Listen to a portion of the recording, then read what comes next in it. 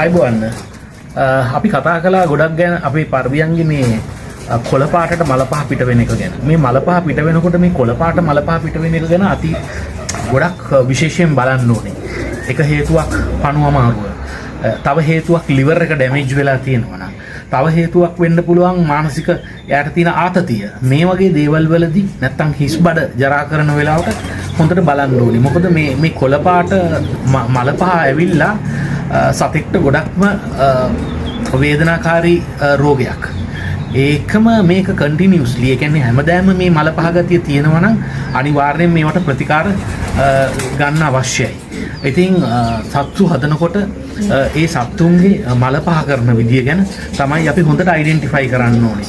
අපි ඒව වලින් තමයි සතෙක් නිරෝගීද නැද්ද කියන එක අපි තීරණය කරගන්නේ. ඒ හොඳට මල පහ දාන සත්තු තමයි ස්ට්‍රෝංග්. ඒ කියන්නේ ශක්තිමත් සහ වේගවත් වැඩි පියාසර කාලයක් ගන්න පුළුවන් සත්තු. ඒකම ඔයගලන්ට මම ගේ වීඩියෝ එකේ කිව්වා අපේ බ්‍රීඩින්ග්ස් යනගෙන. දැන් අපි බ්‍රීඩින්ග්ස් වල අපේ පැටවුන්ට අපි රින්ග්ස් දාලා තියෙනවා. මේ අලුතෙන් ඉගෙන ගන්න ඒගොල්ලන්ට මම කියනවා මේ රින්ග්ස් දාන විදිය ගැන. මේ රින්ග්ස් දානකොට අපි දාන්නේ කකුලට මේ පැත්තට තමයි. ඒ කියන්නේ රින් එක අනිත් පැත්තට තමයි කකුල ඇතුළට අපි දාන්නේ.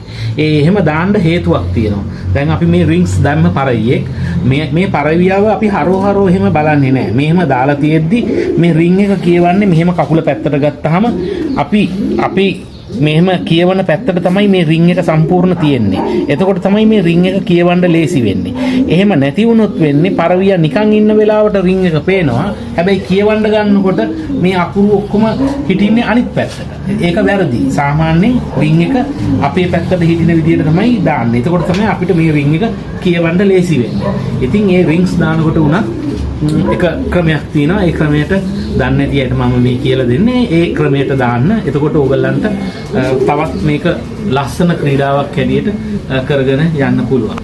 මම හිතනවා මොන හරි අපේ වීඩියෝස් වල ඕගොල්ලෝ දන්නේ නැති මොන හරි දෙයක් දැනගන්නවා ඇති කියලා. ඔයගොල්ලන්ට සුබ අලුත් අවුරුද්දක් වේවා කියලා මම මෙතනින් නවත්තනවා. ස්තුතියි.